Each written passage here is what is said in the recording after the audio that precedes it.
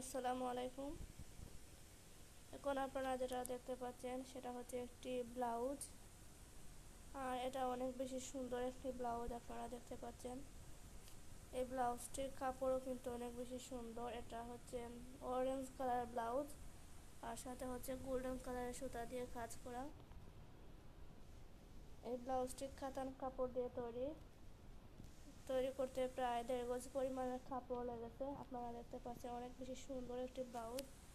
এর গলার মধ্যে এই যে ডিজাইন দেওয়া পাইপিং দিয়ে, আর পিছন দিকে হচ্ছে ফিতা দেওয়া আপনারা দেখতে পাচ্ছেন। এই যে এর হাতার মধ্যেও কিন্তু ডিজাইন দেওয়া, এটা 3/4 হাতা আপনারা দেখতে পাচ্ছেন। এই যে